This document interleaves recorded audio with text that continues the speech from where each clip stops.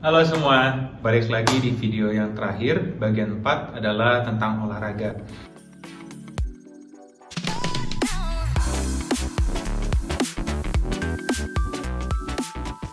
Oke, di bagian ini gue pengen cerita bagaimana sih perkembangan olahraga gue dari awal mulai sampai sekarang. Nah, hal penting yang mau gue sampaikan adalah nggak mungkin lu mau nurunin berat badan atau nggak mungkin lu mau hidup sehat tanpa olahraga. Olahraga juga bisa membuat tubuh kalian semakin kuat, stamina yang membaik, jadi kalian bisa melakukan olahraga dengan intensitas yang terus meningkat. Nah, terus olahraga seperti apa sih yang gue jalanin? Yang gue jalanin selama 18 bulan ini sebetulnya ada satu yang menjadi penting untuk gue ceritain. Pertama adalah olahraga yang cocok untuk obesitas atau untuk orang yang berat badannya terlalu berlebihan. Gini, kenapa gue pisah? Karena pengalaman gue waktu obesitas dulu penting banget untuk menjaga kondisi persendiannya, terus lower back, mungkin ankle dan lutut terutama, untuk tidak cedera, karena sebetulnya beban kita itu kan berat sekali. Jadi dengan akumulasi bertahun-tahun atau akumulasi latihan yang terlalu berat, akhirnya malah pelan-pelan mencederai bagian-bagian yang sensitif itu gitu. Makanya gue pengen cerita yang cocok untuk obesitas, untuk awal-awal kalian mulai. Yang gue jalanin dulu adalah 4 jenis latihan yang low impact. Pertama itu jalan kaki atau jalan cepat. Jadi kenapa sih jangan jogging dulu? Karena dengan jogging sebetulnya akan terlalu memberikan tekanan yang besar ke lutut dan mungkin hamstring dan telapak kaki, yaitu gue rasain sebenarnya jadi nyut-nyut, terlalu besar bebannya untuk awal-awal melakukan jogging. Sebenarnya dengan jalan kaki atau jalan cepat selama 30 menit minimal itu sebenarnya udah cukup untuk konsisten ke arah situ dulu. Nah, itu satu. Yang kedua itu berenang. Berenang itu sangat bagus banget efeknya di gua dulu, karena kalian bisa melakukan kardio tanpa memberikan tekanan ke otot-otot atau tulang kalian. Jadi itu bagus banget. Yang ketiga itu sepeda statis. Kenapa sepeda statis? Kan lebih bisa dikontrol bebannya seperti apa, yang nyamannya, beban yang nyaman untuk kalian itu sampai mana. Akhirnya yang ditekankan adalah konsisten melakukan itu selama 30 atau 45 menit. Nah, yang keempat adalah latihan kekuatan atau mungkin lebih kekuatan otot. Dengan membentuk otot sebenarnya lu bisa membakar kalori lebih efektif daripada kardio melulu.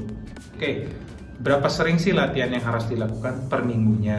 Jadi sebetulnya kalau gue baca dari beberapa artikel tentang kesehatan itu, ini standar Amerika ya, gue belum nemu standar Indonesia. Cuman mereka bilangnya 175 menit sampai 150 menit per minggu. Cuman gampangnya gue bikinnya 2-3 kali seminggu. Gue sih menyarankan minimal 30 menit karena membiasakan diri dengan latihan yang tidak terlalu lama dan tidak terlalu sebentar sebenarnya bisa membangun endurance tubuh lebih baik.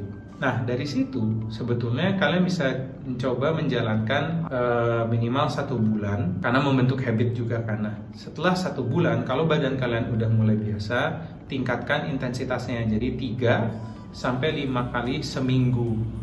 Itu sama juga bisa 30 menit atau kalian tingkatin lagi ke 45 menit, atau sebenarnya kalian bisa mempertahankan intensitasnya 2-3 kali seminggu, tapi intensitas perlatihannya ditingkatin dari 30 mungkin ke 45 menit. Jadi sebetulnya intensitas latihan 2-3 kali seminggu atau 3-5 kali seminggu sebetulnya bagi menjadi 2 bagian. Kalian latihan otot atau perkuatan otot dan latihan kardio. Jangan hanya kardio terus 1 minggu atau latihan kekuatan otot aja seminggu. Kalian bagi aja, kalau misalkan 3 kali seminggu latihan, 2 itu latihan otot, 1 latihan kardio. Nah, setelah itu jangan lupa istirahat yang cukup, tidur yang cukup 6-8 jam sehari. Karena dengan istirahat yang cukup, kalian membiarkan tubuh kalian untuk memperbaiki semua sel-sel yang rusak dan membentuk metabolisme yang lebih efektif di hari berikutnya. Tuh, jadi intinya jangan lupa istirahat dan jangan overtraining. Oke, kayak yang pernah gue sebut sebelumnya di video tentang support system, jadwal olahraga itu penting juga untuk kalian untuk tetap disiplin menjalankan. Ini sebenarnya membantu banget di gue untuk terus disiplin menjalankan, karena gue pernah menjalankan tidak dengan jadwal. Jadi sebenarnya kayak mut-mutan, akhirnya kayak aduh hari ini latihan, aduh terlalu sore, atau aduh malas juga ya hari ini latihan. Jadi sebenarnya dengan jadwal itu membantu kalian tetap disiplin dengan apa yang kalian sudah tentukan sebelumnya. Dari beberapa hal tadi yang penting itu, pertama kalian harus mulai olahraga. Yang kedua, kalian harus membiasakan diri dengan olahraga, membiasakan diri dengan jadwal yang udah kalian buat, membiasakan diri dengan pola hidup baru. Yang ketiga, itu kalian harus konsisten menjalankannya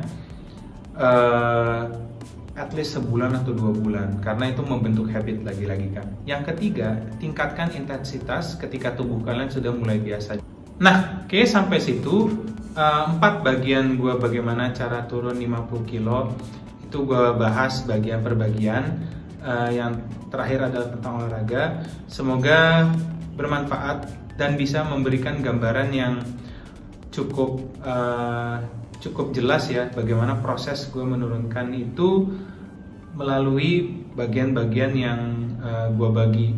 Karena sebetulnya tidak lepas perannya itu tidak cuma olahraga doang, tidak cuma pola makan doang, tapi banyak elemen yang sebenarnya lu perlu bangun untuk menurunkan berat badan secara jangka panjang. Karena lagi-lagi melawan obesitas itu bukan sprint, bukan lari, tapi sebuah maraton. Jadi sebenarnya perjalanan yang sangat panjang. Jadi bagian-bagian yang udah gue ceritain sebelumnya itu adalah bagian yang menurut gue membuat gue bertahan selama 18 bulan dan terus membuat gue fokus dan konsisten. Jadi sebetulnya tidak ada yang tidak mungkin. Kalau gue bisa, kalian pasti bisa. Jadi sampai di situ, kita ketemu lagi di video-video berikutnya. Tetap hidup sehat, jaga kesehatan. Sampai jumpa lagi ya. Dadah.